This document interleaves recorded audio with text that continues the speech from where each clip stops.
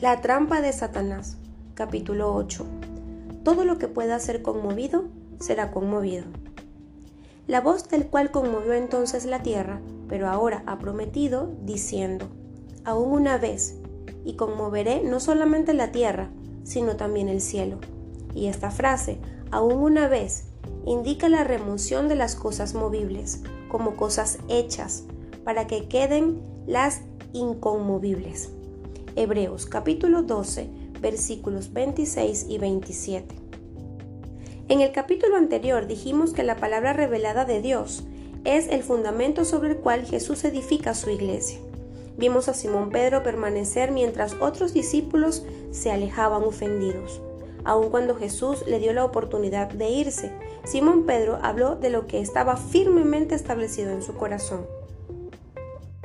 Jesús estaba sentado con sus 12 apóstoles, dando gracias y sirviendo la comunión cuando pronunció unas palabras que dejaron atónitos a todos. Mas he aquí, la mano del que me entrega está conmigo en la mesa. A la verdad, el Hijo del Hombre va, según lo que está determinado, pero ay de aquel hombre por quien es entregado. Lucas, capítulo 22, versículos 21 y 22. Hoy podríamos decir que el anuncio de Jesús cayó como una bomba entre sus discípulos. Aunque Jesús sabía desde el principio que sería traicionado, era la primera vez que sus discípulos oían hablar del tema. ¿Se imagina usted la horrible sensación que invadió ese lugar cuando él dijo que uno de los que había estado con él desde el principio, un discípulo cercano, lo traicionaría? En respuesta a sus palabras, comenzaron a discutir entre sí quién de ellos sería el que había de hacer esto. Lucas, capítulo 22, versículo 23. La idea de que alguno de ellos fuera capaz de hacer semejante cosa los abrumó, pero el motivo por el cual deseaban averiguarlo no era puro. Lo sabemos por la forma en que terminó la conversación. La razón de sus preguntas y su discusión era egoísta y llena de orgullo. Veamos qué dice el siguiente versículo. Hubo también entre ellos una disputa sobre quién de ellos sería el mayor. Lucas capítulo 22, versículo 24. Imaginémoslo. Jesús le dijo que él sería entregado a los jefes de los sacerdotes para ser condenado a muerte y entregado a los romanos para que se burlaran de él, lo abofetearan y finalmente lo mataran. Y quien haría esto estaba sentado con él a la mesa. Los discípulos comenzaron a preguntarse quién sería el traidor, y todo terminó con una discusión sobre cuál de ellos sería el mayor. Era algo deshonroso, casi como un grupo de hijos disputándose una herencia. Nadie se preocupaba por Jesús. Todos estaban preocupados por el poder y los puestos futuros. ¡Qué egoísmo inconcebible! Si yo hubiera estado en el lugar de Jesús, quizás les habría preguntado si habían escuchado mis palabras o si les importaban. En este incidente vemos un ejemplo del amor y la paciencia del Maestro. La mayoría de nosotros, si hubiésemos estado en el lugar de Jesús, habríamos dicho: ustedes, todos, salgan de aquí. En mi hora de mayor necesidad, piensan solo en sí mismos. ¡Qué oportunidad para sentirse ofendido! Casi podemos imaginar quién inició la disputa entre los discípulos: Simón Pedro, ya que él tenía la personalidad más dominante del grupo y generalmente era quien hablaba primero. Es probable que inmediatamente les haya recordado a los demás que él había sido el único que caminaba sobre las aguas, o quizá les hizo recordar que él fue el que tuvo la primera revelación de quién era verdaderamente Jesús, o quizá haya compartido una vez más su experiencia en el monte de la transfiguración con Jesús, Moisés y Elías. Estaba totalmente confiado en el hecho de que era el mayor de los 12, pero esta confianza no estaba fundada en el amor, sino más que nada en el orgullo. Jesús los vio y les dijo que estaban actuando como meros hombres, no como hijos del reino. Los reyes de las naciones se enseñorean de ellas, y los que sobre ellas tienen autoridad son llamados bienhechores. Mas no así vosotros, sino sea el mayor entre vosotros como el más joven, y el que dirige como el que sirve. Porque, ¿cuál es mayor, el que se sienta a la mesa o el que sirve? No es el que se sienta a la mesa, mas yo estoy entre vosotros como el que sirve. Lucas capítulo 22, versículos 25 al 27. El propósito del zarandeo.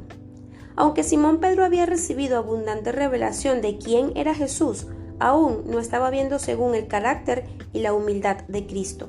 Estaba edificando su vida y su ministerio en las victorias pasadas y el orgullo. Pablo nos advierte que miremos cómo edificamos sobre el fundamento que es Cristo. 1 Corintios capítulo 3, versículo 10. Simón Pedro no estaba edificando con los materiales necesarios para el reino de Dios, sino con elementos tales como una fuerte voluntad y confianza en sí mismo. Aunque él no estaba consciente de ello, todavía era necesario que su carácter fuera transformado. Su punto de referencia era la vanagloria de la vida. 1 Juan capítulo 2, versículo 16. El orgullo nunca sería suficientemente fuerte como para equiparlo para cumplir su destino en Cristo. Si no se lo quitaba del medio, ese orgullo finalmente lo destruiría. El orgullo fue la falla del carácter que se halló en Lucifer, el querubín ungido de Dios, y que causó su caída. Ezequiel capítulo 28, versículos del 11 al 19. Ahora veamos lo que Jesús dijo a Simón Pedro. Dijo también el Señor: Simón, Simón, he aquí Satanás os ha pedido para zarandearos como a trigo. Lucas capítulo 22, versículo 31. El orgullo había abierto las puertas para que el enemigo entrara y los zarandeara. La palabra zarandearos es traducción de la palabra griega siniazo.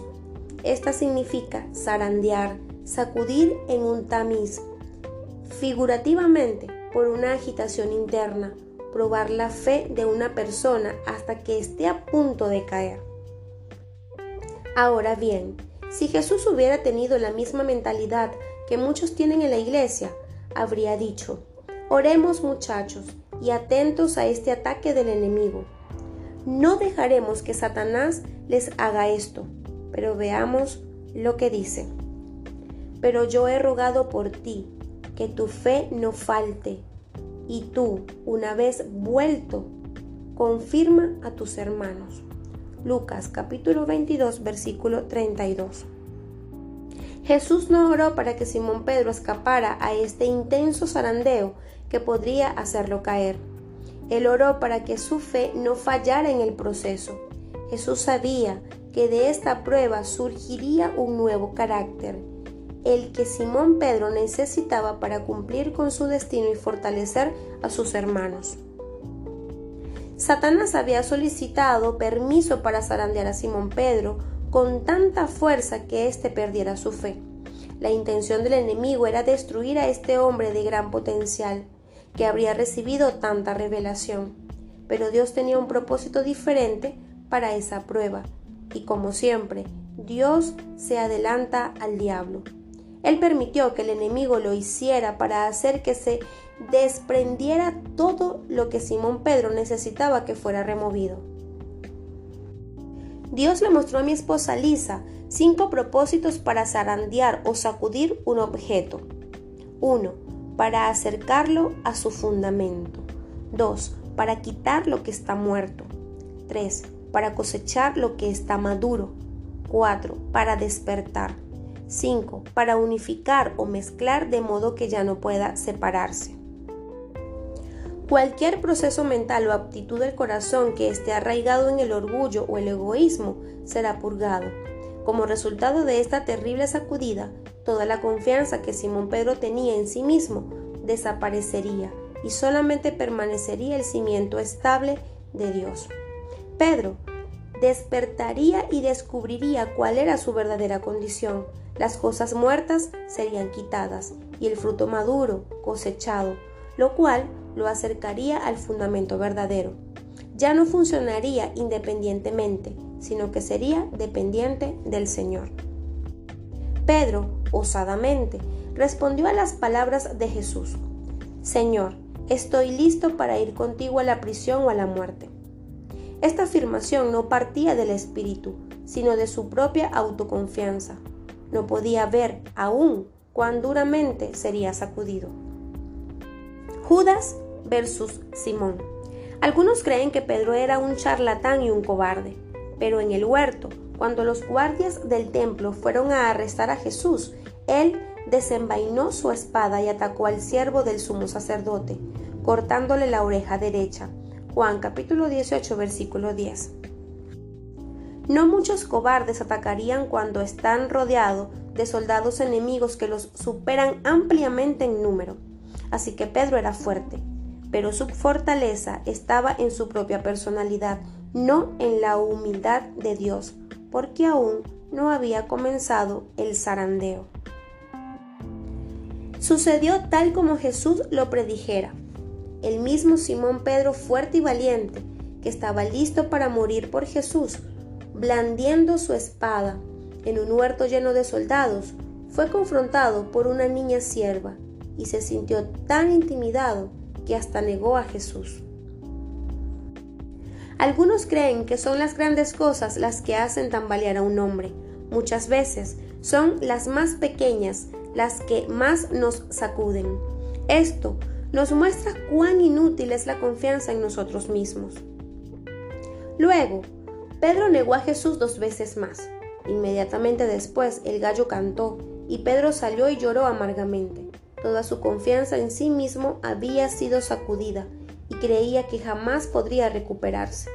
Lo único que le quedaba, aunque él mismo no fuera consciente de ello, era lo que el Espíritu le había revelado.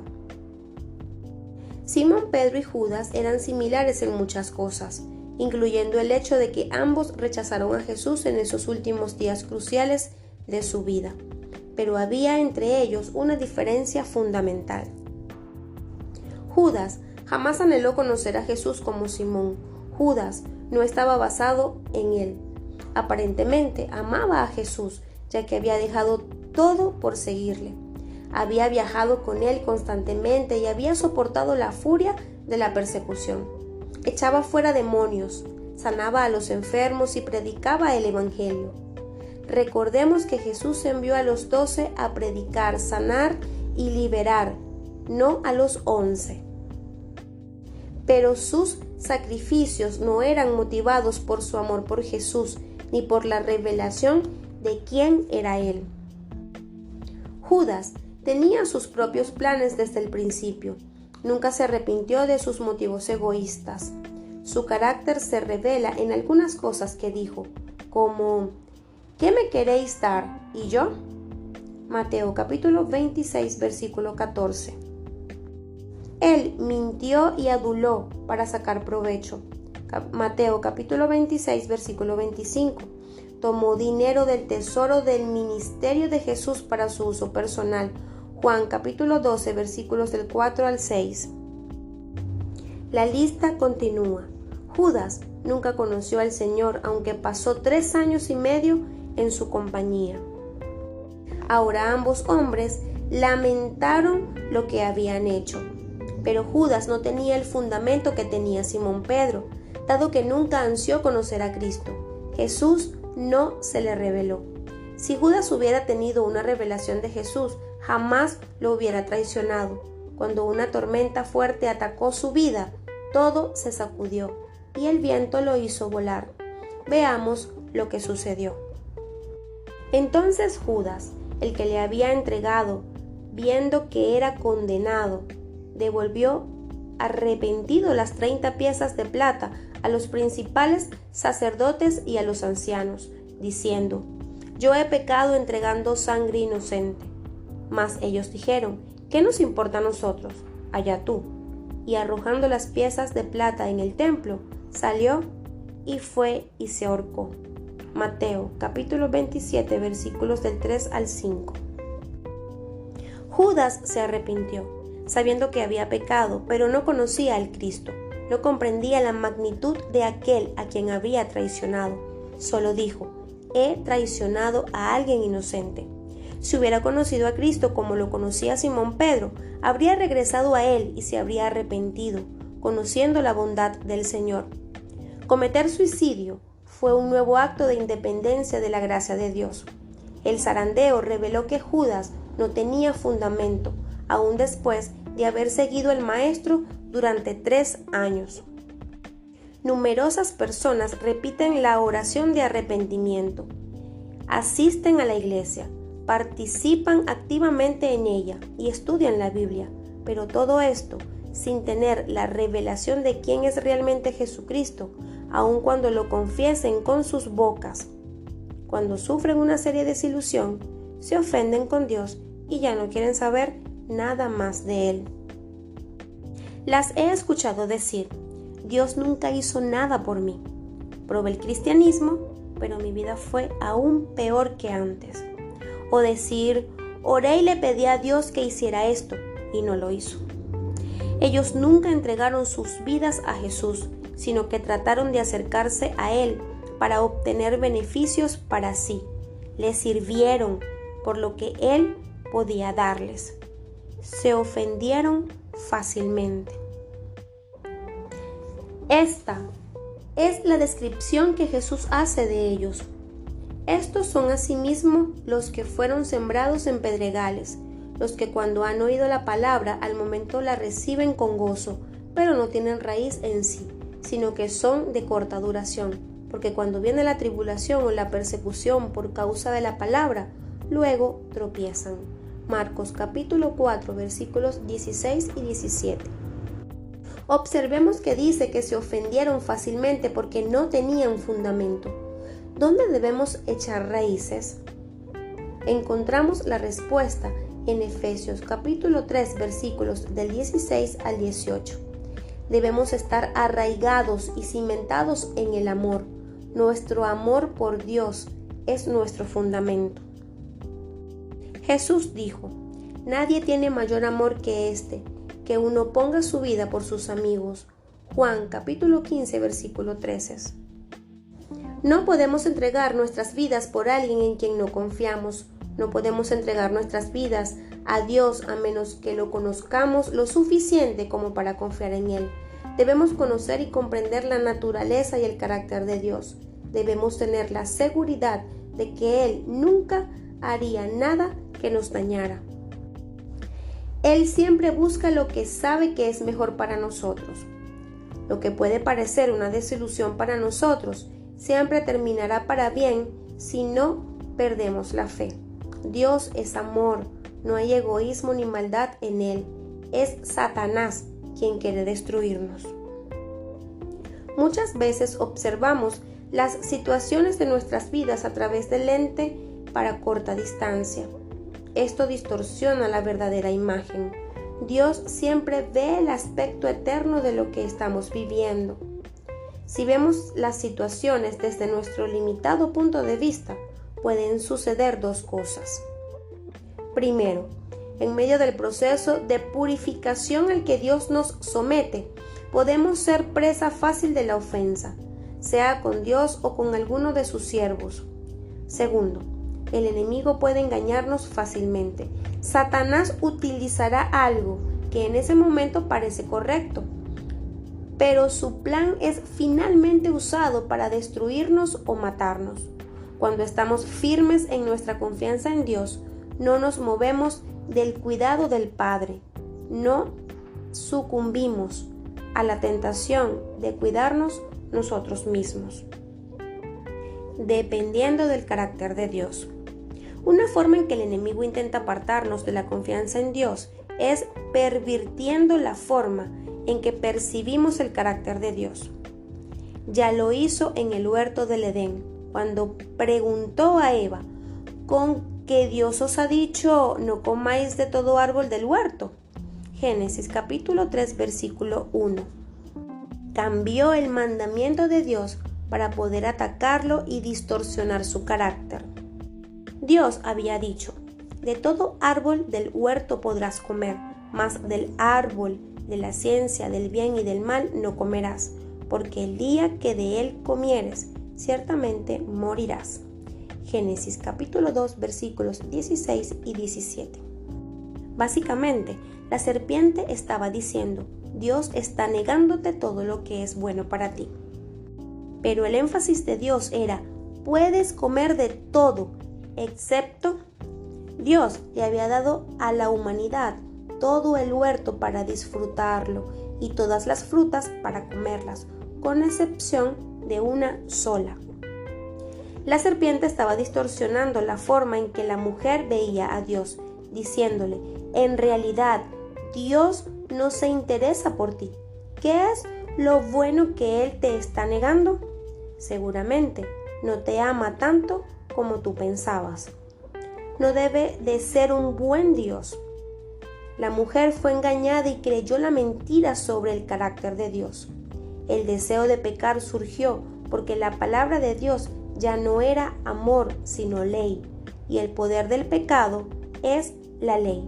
Primera de Corintios capítulo 15 versículo 56.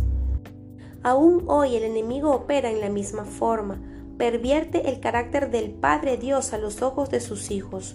Todos hemos tenido autoridades sobre nosotros, como padres, maestros, jefes o gobernantes, que han sido egoístas y faltos de amor.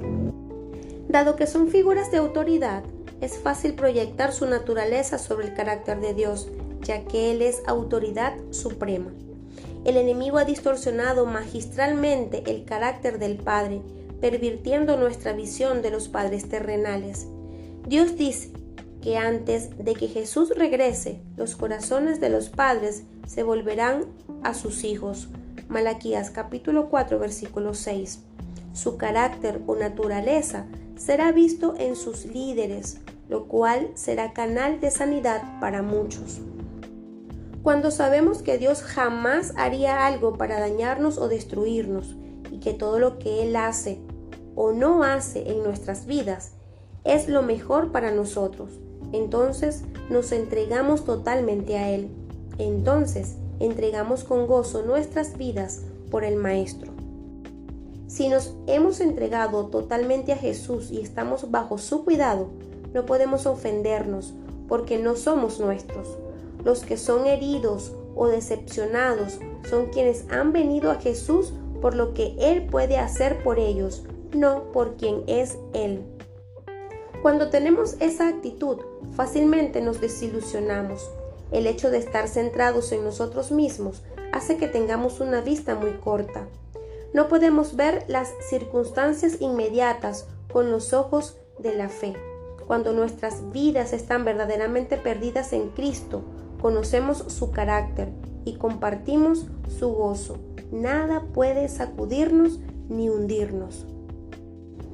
Es fácil ofendernos cuando juzgamos según lo que nos rodea y según nuestras circunstancias naturales. Esto no es ver con los ojos del Espíritu.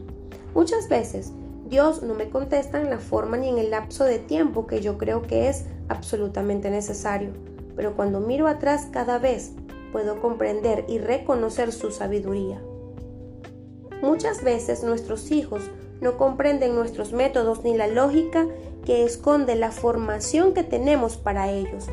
Tratamos de dar explicaciones a nuestros hijos mayores para que puedan beneficiarse con esa sabiduría, pero algunas veces no comprenden ni están de acuerdo porque son inmaduros aún. Más tarde comprenderán. O quizá la razón es probar su obediencia, su amor, su madurez. Lo mismo sucede con nuestro Padre que está en los cielos. En estas situaciones, la fe dice: confío en ti, aunque no comprendo. En Hebreos capítulo 11, versículos del 35 al 39, encontramos una descripción de aquellos que nunca vieron el cumplimiento de sus promesas por parte de Dios y sin embargo nunca flaquearon. Otros fueron atormentados, no aceptando el rescate a fin de obtener mejor resurrección. Otros experimentaron vituperios y azotes, y a más de esto, prisiones y cárceles. Fueron apedreados, aserrados, puestos a prueba, muertos a filo de espada. Anduvieron de acá para allá cubiertos de pieles de ovejas y de cabras, pobres, angustiados, maltratados, de los cuales el mundo no era digno, errando por los desiertos, por los montes, por las cuevas y por las cavernas de la tierra. Y todos estos, aunque alcanzaron buen testimonio mediante la fe, no recibieron lo prometido. Ellos habían decidido que Dios era lo único que deseaban, sin importar cuál fuera el costo. Creyeron en Él aun cuando murieron sin ver el cumplimiento de las promesas. Nada podía ofenderlos. Estamos arraigados y cimentados cuando tenemos este intenso amor y esta sólida confianza en Dios. Ninguna tormenta, por fuerte que sea, puede conmovernos. Esto no proviene de una fuerza de voluntad o una personalidad firme. Es un don de gracia dado a todos aquellos que ponen su confianza en Dios y se despojan de la confianza en sí mismos. Pero para entregarnos con tal abandono, debemos conocer a aquel que tiene nuestras vidas en sus manos. Dios da gracia a los humildes. Simón Pedro ya no podía jactarse de ser grande. Había perdido su confianza natural. Veía con toda claridad la futilidad de su tremenda fuerza de voluntad. Había sido humillado. Ahora era un candidato perfecto para la gracia de Dios. Dios da gracia a los humildes. La humildad es el requisito previo. Era una lección que estaba marcada a fuego en la conciencia de Pedro. Cuando la escribió en su epístola, Dios resiste a los soberbios y da gracia a los humildes. Primera de Pedro, capítulo 5, versículo 5. Pedro había sido zarandeado casi hasta el punto de caer. Sabemos esto por el mensaje que el ángel del Señor dio a María Magdalena en la tumba. Pero id, decid a sus discípulos y a Pedro que él va delante de vosotros a Galilea. Allí le veréis como os dijo. Marcos capítulo 16 versículo 7. El ángel tuvo que señalarlo especialmente. Pedro estaba a punto de naufragar, pero Dios continuaba teniendo un fundamento en él. No sería removido por esa sacudida, saldría fortalecido. Jesús no solo perdonó a Pedro, sino que lo restauró. Ahora que había sido zarandeado, estaba listo para convertirse en una de las figuras centrales de la iglesia. Valerosamente, predicó la resurrección de Cristo ante los mismos responsables de su crucifixión. Enfrentó al concilio, no a una niña sierva. Estuvo de pie ante ellos con gran autoridad y valentía. La historia nos dice que Pedro fue crucificado cabeza abajo, luego de muchos años de fiel servicio. Él insistió en que era indigno de morir de la misma forma que su Señor, por lo que lo colocaron cabeza abajo. Ya no tenía temor, era una piedra edificada sobre el sólido fundamento de la roca. Las pruebas de la vida dejan al descubierto lo que tenemos en el corazón, sea una ofensa con Dios o con otras personas. Ellas pueden hacernos más fuertes o amargar nuestra relación con Dios y nuestros pares. Si pasamos la prueba, nuestras raíces se hundirán más profundamente, estabilizándonos y estabilizando nuestro futuro. Si fallamos, nos ofendemos, lo cual puede llevar a que la amargura nos ensucie. Señor, yo te he servido. ¿Por qué? Cuando yo era pastor en el grupo juvenil había un jovencito vivaz, de 14 años, muy respetado por sus amigos y líderes. Era buen alumno y excelente deportista. Celoso de las cosas de Dios, el joven servía fielmente y se ofrecía como voluntario para cualquier proyecto. Hizo un viaje misionero con nosotros y testificó prácticamente a todas las personas que encontró. En un momento de su vida llegó a pasar 4 horas diarias en oración. Escuchaba muchas cosas del Señor y las compartía con los demás. Lo que compartía siempre era de bendición. Él reconocía que tenía el llamado al ministerio y deseaba ser pastor, aunque aún no había cumplido 20 años. Parecía ser una roca inamovible. Yo amaba a este joven, reconocía el llamado de Dios en su vida e invertía tiempo en él. Solo tenía una preocupación.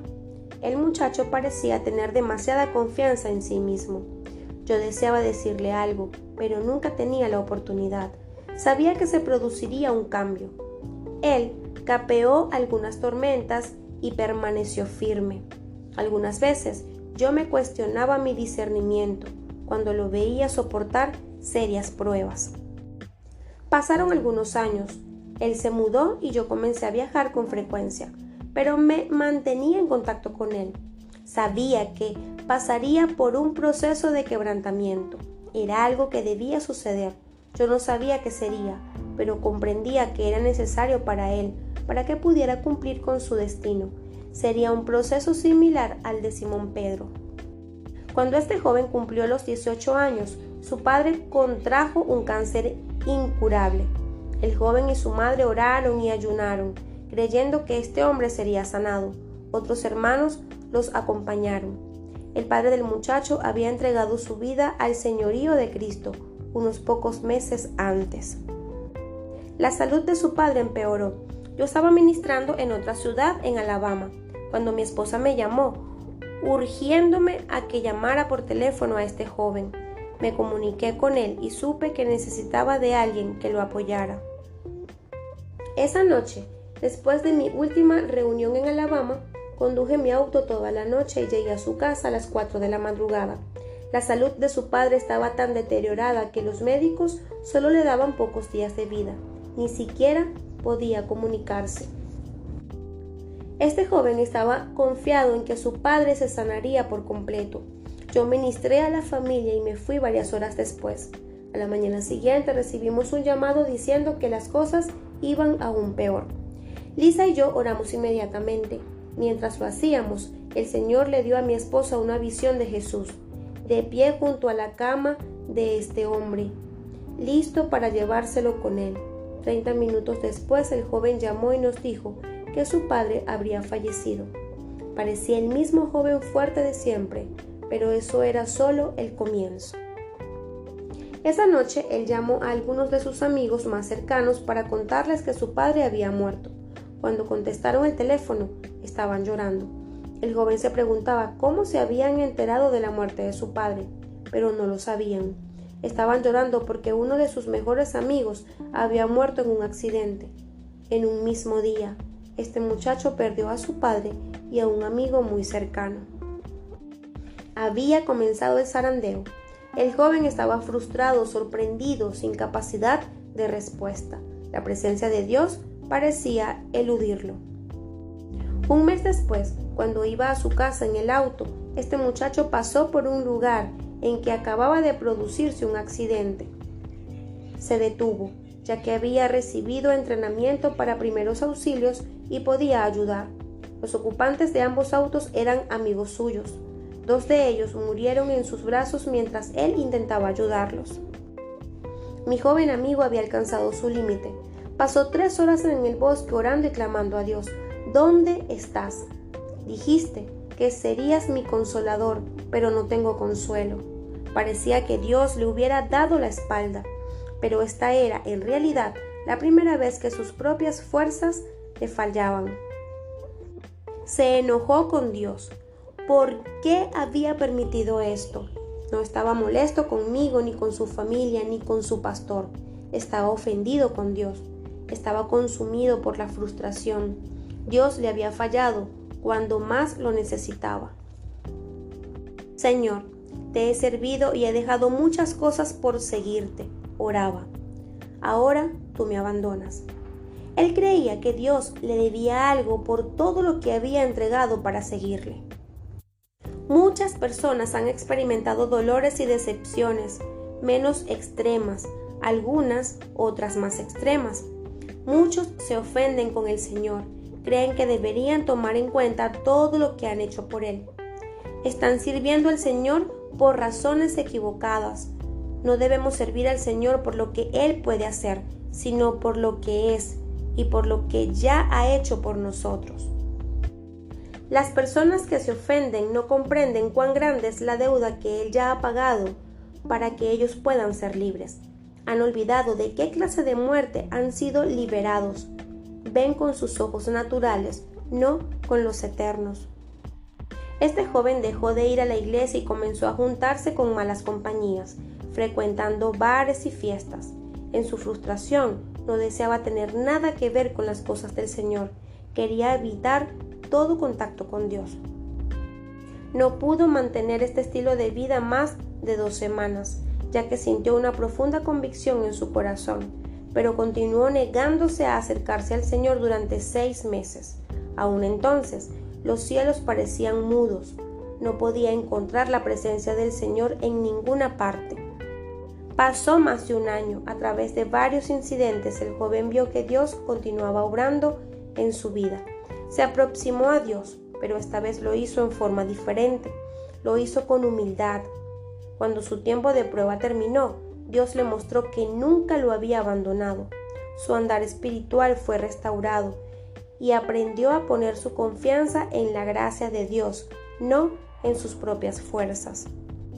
Me mantuve en contacto con él. 1 año y medio después me contó cosas que había visto en sí mismo, que ni siquiera sabía que estaban allí.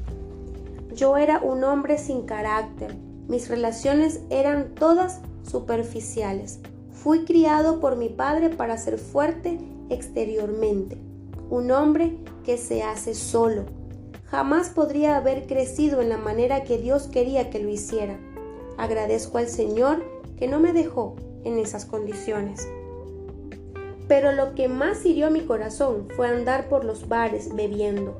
Fue como darle la espalda al Espíritu Santo, pero lo amo tanto. Mi comunión con Él jamás ha sido tan dulce como ahora. En su vida había sufrido muchas sacudidas. La confianza en sí mismo desapareció, pero este joven tenía el mismo fundamento que Simón Pedro tenía, y era algo que nadie podía quitarle. En lugar de edificar su vida y su ministerio por medio del orgullo, ahora está construyéndolo por medio de la gracia de Dios. Las ofensas revelan las flaquezas y debilidades de nuestras vidas. Muchas veces, el punto que creemos fuerte es aquel en que hay una debilidad escondida. Esta permanecerá oculta hasta que alguna fuerte tormenta haga salir volando aquello que la cubre. El apóstol Pablo escribió: porque nosotros somos la circuncisión, los que en espíritu servimos a Dios y nos gloriamos en Cristo Jesús, no teniendo confianza en la carne. Filipenses capítulo 3, versículo 3. No podemos hacer nada de valor eterno con nuestra propia capacidad. Es fácil decirlo, pero otra cosa es que esa verdad esté profundamente arraigada en nuestro ser.